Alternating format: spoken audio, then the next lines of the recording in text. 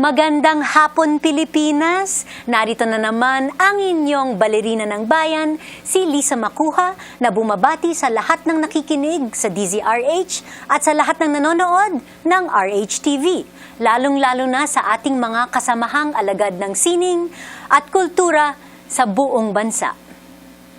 Ang Philippine Philharmonic Orchestra ay itinuturing na pangunahing orkestra sa Pilipinas at isa sa pinakamahusay sa buong Asya. Isa rin ito sa pinakamatatag dahil halos 4 na dekada na mula nang unang mabuo ito bilang CCP Philharmonic Orchestra noong 1973. Sa hapong ito, kakamustahin natin ang PPO sa pagbubukas ng kanilang 30th performance season sa darating na Biyernes, pati na rin ang kanilang mga plano para sa nalalapit na 40th anniversary ng orchestra sa taong 2013. At kikilalanin na din natin ang French-American conductor na kasalukuyang namumuno dito. Samahan niyo kami sa isang masayang talakayan kasama ang music director at principal conductor ng Philippine Philharmonic Orchestra na si Maestro Olivier Ochanine. Si Olivier Ochanine ay itinalagang music director at principal conductor ng Philippine Philharmonic Orchestra noong 2010. Isinilang sa Paris, France, dito rin siya nagsimulang mag-aral ng musika. Nagpunta rin siya ng Germany para mag-aral ng flute at sa Estados Unidos naman para mag-aral ng contrabass. Nagtapos siya ng bachelor's degree for flute performance mula sa University of Kentucky sa Amerika. Taong 2001, nang simulan niya ang kanyang masteral studies in orchestral conducting sa USC Thornton School of Music sa Los Angeles, kung saan nakapagsanay siya bilang conductor para sa mga symphony, chamber at concert orchestras ng nasabing paaralan. Tumanggap rin siya ng Conducting Department Award noong 2003. Sumailalim din siya ng pagsasanay sa California Conducting Institute kung saan nakatrabaho niya ang Bakersfield Symphony Orchestra. Kumuha din siya ng master classes kina Gustave Mier at Mark Gibson sa Cincinnati Conservatory of Music. Bago tumulak papuntang Pilipinas, nakasama siya sa 2009 Cabrillo Festival of Contemporary Music and Conductors Guild Workshop sa Santa Cruz, California, sa Rose City International Conductors Workshop sa Portland, Oregon, at sa 2009 Masters Class ng tanyag na gurong si Jorma Panula sa Milan, Italy. Kasalukuyan niyang tinatapos ang kanyang doctorate degree in orchestral conducting sa Cincinnati College Conservatory of Music. Isang karangalan ng Art2art ang makasama ang music director at principal conductor ng Philippine Philharmonic Orchestra na si Maestro Olivier Ochanine. Good afternoon, Maestro, and welcome to Art2art. Thanks for having me. Wow, okay. How long have you been in the Philippines? March 2010, so I guess 2.5 years. And what brought you to the Philippines? Well, originally it was to work with the Philippine Philharmonic Orchestra. There was an announcement on the internet. I was working on my doctorate at the time, and I found out that they were hiring a music director, and they were searching for a music director, yes. yeah, They were at that searching, time. and they were asking for submissions, and I sent them a video, and then they asked for, I think, maybe 3 or 4 of us to audition. And so I came here in 2009, I think it was June, and spent a week with this orchestra, and I was enamored, really, and we had a great time. And then apparently by unanimous decision, they chose me. So I came here. It was about a year of waiting, though, and that was quite a wait for me. So originally I came here for that. Now, of course, there's other reasons that maybe we can discuss about for me to want to stay here. But I love the Philippines, and I love the people. Yes. Are you already accustomed to the food, the customs, the... Not every one of them. The language? Well, I'm starting... Nakakapagsalita ka na ng Tagalog? So only a bit, konti lang. But I understand basic sentences. You know, my friends always joke, "Oh, we can't sell you anymore." Yeah. But The food, well, there's a lot of things I love. Kare-kare, I think is how you say it, and adobo, chicken adobo. Okay. But it still takes me a while to get used to things like balut. Okay. Okay, what is your favorite hideaway outside Manila? I don't know that I have a favorite because they're all so unique. But you've been around. Yes, Oh you've yeah, been traveling been around. all around the I love Philippines. Bohol. Yeah. Bohol is very nice. I love Baguio. And just came back from Puerto Galera. They have a place called White Beach. I don't know if you know it, but it's an incredible beach. Yes, yes.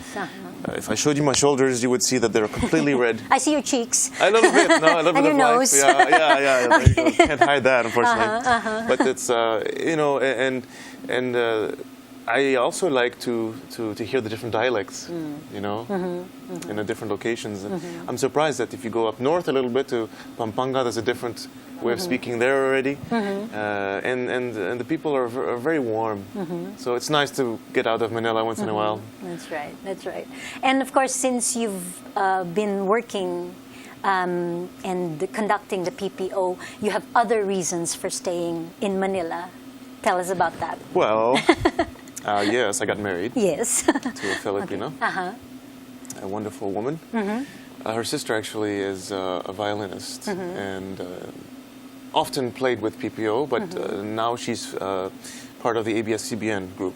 They have a new orchestra. Yes, that's right. But I met both of them as soon as I came here and became good friends, and the rest is history. The rest is history. Yeah, but she does say she'll go wherever I go. So, Okay. but for now we're happy to be here, and I think I have one more year on my contract, and then I extended 1 year until to see what happens. But we have some projects coming along, so I want to focus on those for now. Okay, that's great. That's great. Okay, so tell us from the very beginning, how did you first get interested in music? How old were you? Well, you see, my parents are not really musicians, but they always would introduce me to music by taking me to the orchestra concerts. And I lived in Paris, which is full of this kind of stuff, you see, full of arts, full of culture, theater. I used to see everything, dance. And we used to, well, and my father would put us to sleep every night by putting on different music, Schubert, Yeah. Mahler. Not exactly the music to put a kid to sleep to, but I Okay. remember Mahler First Symphony from that. And I can't say that there's a moment really where I decided I want to do music, because it's always been part of my life. For me, it was easy. I know many friends and many people I know that it took a while for them to understand what they wanted to do, but I had it easy because there's not much else I can do. No, because you know. No, because what it's instrument did you first play on? The flute. The No, flute. actually, I started on the violin. Okay. And the funny thing about that is, I think I was 6 perhaps or something, and I was too lazy, and I told my parents, maybe it was an excuse to get out of it. I told them it was too heavy for me. Okay. Now, of course, many years later, I took up the contrabass, which is, you know, Which is a lot heavier than the violin. much heavier. Weird. But the flute was my first main instrument.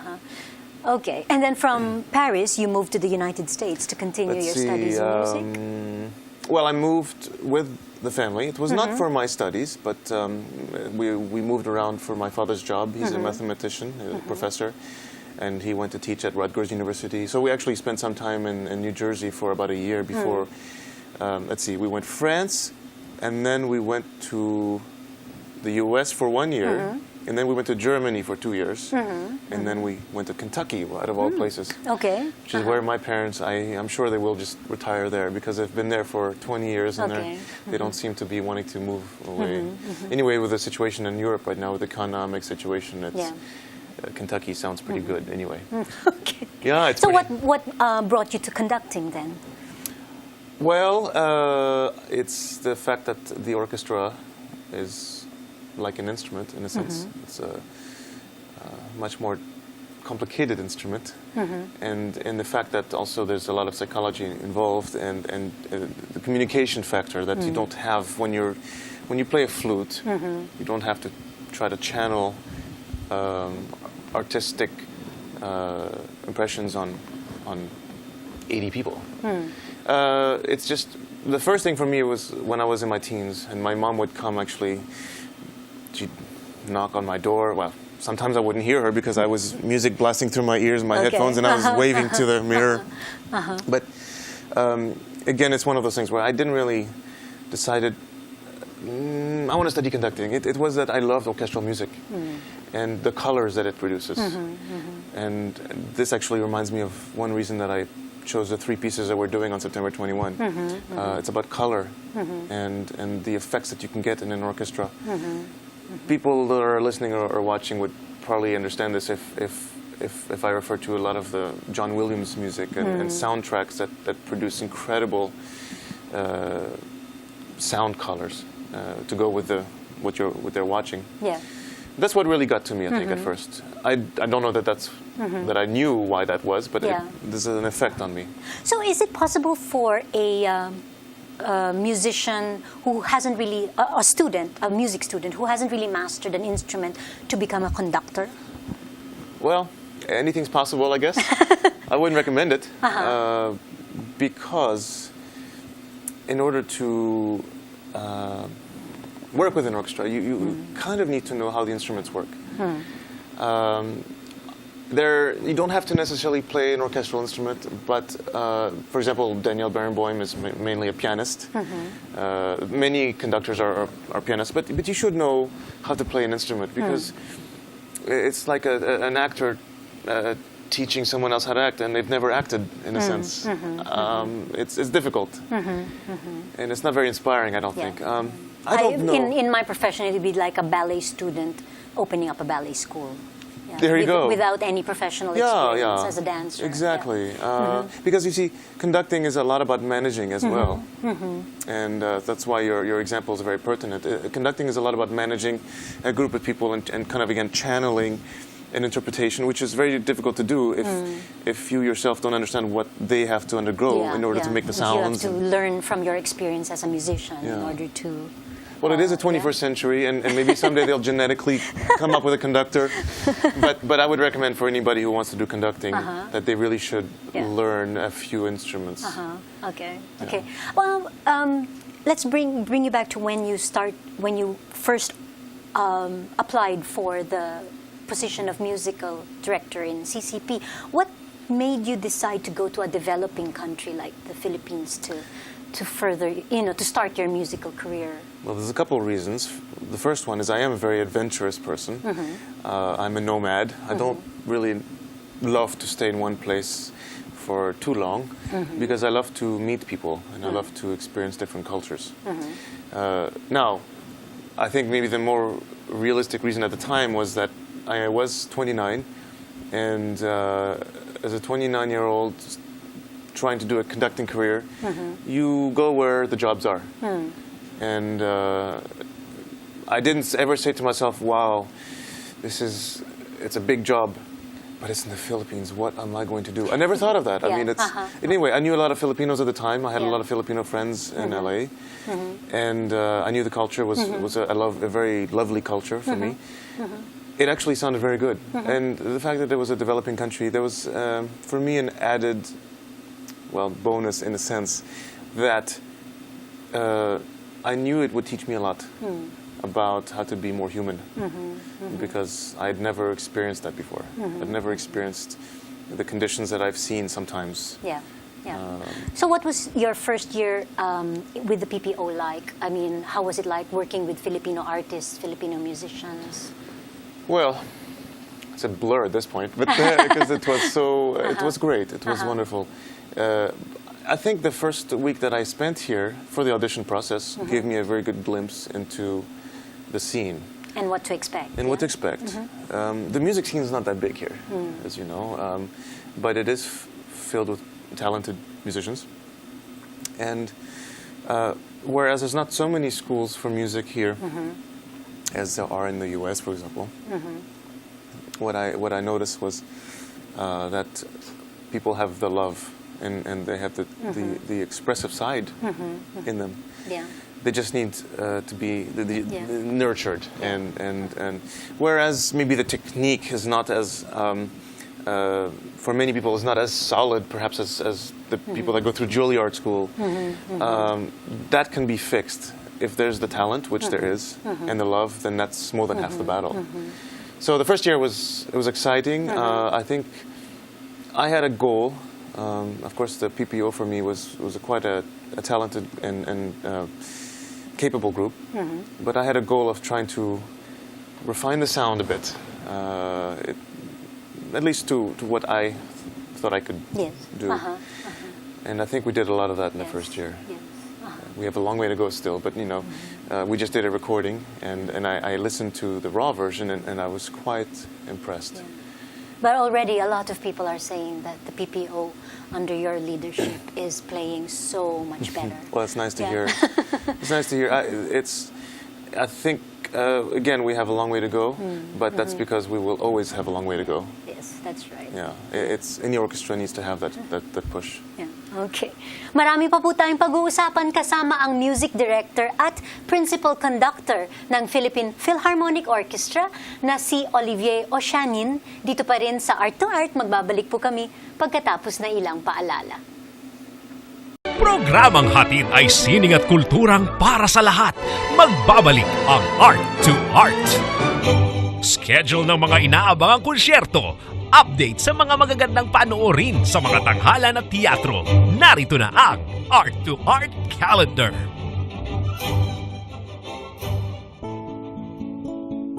Narito ang ating Arts Calendar. Sa sining biswal, kasalukuyang itinatanghal ang exhibit ng mga obra ng batikang pintor na si Ramon Diaz sa Altromondo Arte Contemporanea sa Greenbelt 5, Makati City. Kilala si Diaz sa pagpinta ng isdang tinatawag na koi na sinasabing nagdadala ng swerte sa may-ari nito. Makikita ang exhibit hanggang October 6. Itinatanghal ng Pincel Art Society ang kanilang exhibit na pinamagatang Creative Touch, Creative Mind sa Galleria de las Islas. Tampok ang mahigit na 25 obra na gawa ni Paul Escobañas, Jaime Leon, Balfour Naliza, Elver Panuela, Jerica Shi, Cesar Tamayo, Ronante Maratas, Cheryl Gagala, Vic Sison, Clarissa Navidad, Beth Bravo, Jaime Medina, Arnel Abetria, Ed Blanco, Napo Alexander Mina, June TV, George Cubaco, Micas Dionisio, Niza Zinia de Leon, Romeo Leon, Kleiner Navalta, Charles Rivera at Nitz Ernaez. Ang Galleria de las Islas ay matatagpuan sa 3rd level ng Silahi Center, 744 General Luna Street, Intramuros, Manila. Makikita ang Creative Touch, Creative Mind hanggang October 6. Sa teatro, inihahandog ng dula ang UP ang theater classic na The Seagull o Ang Tagak ni Anton Chekhov. Tampok ang panibagong English translation ni Tom Stoppard at may Filipino translation ni national artist Rolando Tino. Magkakaroon ng mga palabas simula September 19 hanggang October 7 sa Wilfrido Maria Guerrero Theater sa Palma Hall ng University of the Philippines, Diliman, Quezon City. Ang Tagak ay tungkol sa isang bagong mandudula na nangangarap makalikha ng panibagong uri ng sining ngunit haharap sa iba't ibang pagsubok. Ang dula ay sa direksyon ni Tony Mabesa. Usapang sining at kultura para sa lahat. Kasama ang balerina ng bayan, si Lisa Macuja. Art2art. Kasama pa rin po natin ang PPO Music Director, Maestro Olivier Ochanine. Okay, let's talk about the season opening. Yes. That's coming up 5 days from now on Friday. It's actually next week. It's actually, wait, no, you're right. It is 5 days from now. Yes, 5 days September from now. 21. Yes. Yeah, you're right. Friday Yes. in the Film Life Auditorium. Yes, Right? that's right. Okay, can you tell us what to expect from the repertoire that you chose for this season opening? This season opener is orchestral. Usually we have soloists, international soloists and Filipino soloists. This one is orchestral only because it is the 30th season, as well as the 40th anniversary. So confusing, I know probably, but it's the orchestra. I think started in 1973, but became the Philippine Philharmonic a decade later. So it is the 30th actual season, and so these 3 pieces that we're doing are exemplary of the various colors that an orchestra can produce. The first one is quite funny. It's the jazz suite of Okay. Shostakovich. Shostakovich is known for very cynical music. Of course, you know, growing up and his career being engulfed in the Stalin regime, there was a lot of. He was a very depressive man, and he couldn't write as freely as he wanted to. But in this particular piece, we see a different side of Shostakovich. It's a very funny piece. It's very humorous. There's 4 saxophones. There's an accordion. I had to get, you know, it's very hard to find accordion players here. But there was one accordion player. He's actually French. Okay. And great timing because he's moving back. He's moving, I don't know if it's France or he's moving out of the country next month. Okay, okay. Anyway, it's a great lineup. It's a jazz suite, but also known as a suite for variety orchestra because it's not a typical orchestra. There's also a guitar. There's 2 pianos, harp, and the winds and brass configuration is completely different. The sound is quite unique. And then we're doing a composer of mine who introduced, in a sense, last year with one of his symphonies, is a Danish composer, Carl Nielsen, foremost Danish composer. The MSO did his flute concerto, I think, last year with David Johnson. And I'm introducing some of his less known works, at least in this country. This one, it's based on Aladdin. This is a Danish play. It's not exactly what we know from the Disney movie. And again, a completely different color palette. And the last piece is Rachmaninoff, which you can't go wrong with. Yeah. Very lush, string melodies, and there's another saxophone in there. But it's each of these pieces uniquely orchestrated so that you really see how an orchestra can paint, basically paint a whole canvas of sounds. Okay. Yeah. And after Friday's opening, what else can we expect for from the PPO for the rest of the season? Well, we have some great soloists coming in, and some soloists from here. Arthur Espiritu is a tenor who was, in a sense, discovered lately. Even though outside of the Philippines, he's got quite a career. I met him 10 years ago, actually. He was our guest here in Art2art. Oh, okay. Yeah. All right. He's a great singer. Yeah. Great guy, great singer. I met him 10 years ago. Little did we know that he and I would both be in the Philippines 10 years later doing our music here. Of course, he's, I think, Filipino, but he's been mostly focusing in Switzerland and in the U.S. and elsewhere. So, and I'm bringing him together with a friend of ours from the Marlborough Music Festival, Hyuna Yu, an incredible Korean soprano. That'll be for a Shakespeare program. The Shakespeare program is scheduled for when? That'll be February. February. Yeah, so I'll be jumping around here a bit, but that'll be February of next year.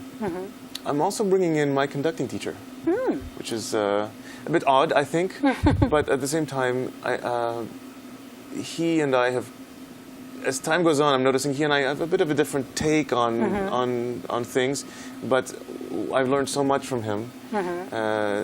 He's a great orchestra builder, and he's going to come with I think it's a Chinese violinist, Gao Zhan, incredible violinist, and he's doing the entire Ravel, Daphnis and Chloe, which is a very long tone poem, if you will.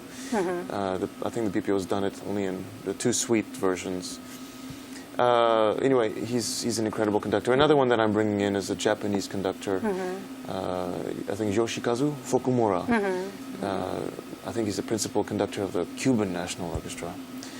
Another orchestra builder. I think he's built quite a reputation in Vietnam, I think, with the National Orchestra there. Trying to think of what other soloists. We have many. A bass player. Every year I try to feature an orchestral instrument that's not generally featured. The first year was a viola. Last year was a trombone. This time is a contrabass. Oh, okay. Yeah, just to, because you never know who's going to be watching and who's going to think, a young person, I want to learn that instrument. It's so unique. Are you familiar with the works of Filipino masters? Yes, actually, we are going to be recording some of those. Well, we just did By the Hillside of Buenaventura, one of my favorite pieces. It's actually a bit impressionistic in nature. We're going to do some San Pedro, some Casilag. Now, I've been here 2.5 years, and I feel like I'm getting a bit of a working foundation of of these composers, but I'm nowhere where I want to be and hope to be when at least at some point I move on. There's a wealth of great composition here. And Do you compose yourself? no, some conductors are composers, and some composers happen to conduct for their own music, especially movie composers. Okay. But by far, I'd say it's one or the other. Maybe someday I'll discover that talent, but as of now, I focus on conducting. I think many years ago when I was in undergrad school, I wrote some things, but they didn't inspire me to continue. Oh, but I should bring up, if you have more time, Ryan Kabyab, I'm commissioning him to compose a new work for violin and orchestra for the 40th anniversary. For next year? Yeah, for Also, no January. wonder he hasn't returned my calls. Well, he's been very busy with He's all very busy. No, but he's very busy with a lot of things. I mean, I know he just had the Phil Pop thing, which was a great success. Yeah. I don't know. I don't know if he's writing it now. Maybe he is. Was there a wood here? No, but that'll be with Dino De Sena, or Associate Concertmaster. I can't wait to hear this. I have no idea what style it's going to be in. I think Dino and Ryan Kabyab will be working a lot together, because it also has to be based on Dino's style of playing. But I'm very excited about that. I also know from Facebook that you have a cause which is to create more music awareness and education Yes. in the public and private schools. How's that coming along? Well, I have a couple projects that I can't really discuss yet because they're not really finalized, but I'm aiming to get some, I'm aiming to get some of this show on the TV, where, to be very vague, but not so vague at the same time, it's to, again, to bring down this barrier. Yeah. You know, this barrier that I did not really have when I was in France growing up, but that kids here definitely have. Many of them that, first of all, are not able to go to CCP or to come here because it's far from where they are, to see whether it's music or ballet or what have you. TV is a great way of introducing them to that. So that before I leave, I have a goal to at least get some PPO concerts broadcast. I know they used to do that in the 80s from Paco Park, I think it was, and I think because of funding they discontinued that. I think it's important to get that back in some shape, not on cable, but on TV that everybody can watch. I also think that we're going to be pushing a lot of school performances this year, bringing the orchestra out. Yeah, you just have to bring the music to the audience. Yeah. Now, fortunately, our school groups are growing quite a bit through the marketing department, thankfully, and I think through Facebook. I do a lot of networking on Facebook. And I think even for this first concert in September 21, there is something like 250 school kids coming. And the hall seats, 800 or something. So that's a huge chunk. That's fantastic. It's great. It's great because now we welcome all ages. But if there's no young people, then that's not very healthy either, because they're our future. Yes. I'm curious. Do you still have concert at the park, in Rizal Park, or has that program? No, that was discontinued many years ago. Oh, okay. It probably was Rizal Park. Yeah. Is that the one that was televised? Yes. That's the one. Okay. That's the one that I'm trying to bring back. Okay. The guy is already telling me to wrap up. But let's please invite our listeners and viewers again to the PPO's 30th season concert on Friday in the Film Life Auditorium. What time is it starting? 8 o'clock. 8 o'clock, and they can get their tickets through... Well, there's they can call the CCP, 832-1125. I forget the exact ticket office The CCP number. box office. There you go. Yeah. The CCP box office. They can always get connected to that, or they can go to Ticket World. Ticket World, or if they have me on Facebook, they can ask me. Okay. I can help them as well. Okay, guys. PPO's 30th season opening on Friday. Let's not miss that. Thank you very much, Maestro. Of course. Thank you very much for having me. Spending your Sunday afternoon with us. That's a great place to be. Thank you. Okay, mabilis na naman nagdaan ng kalahating oras at syempre nagpapasalamat tayo kay Maestro Olivier. And of course, best of luck on September 21 and for the rest of the season. Thanks a lot. Mga kaibigan, samahan ninyo kami ulit sa susunod na linggo, alas 3:30 ng hapon, dito lamang sa Art2art. Ito po si Lisa Macuja, nagpupugay sa artistang Pilipino.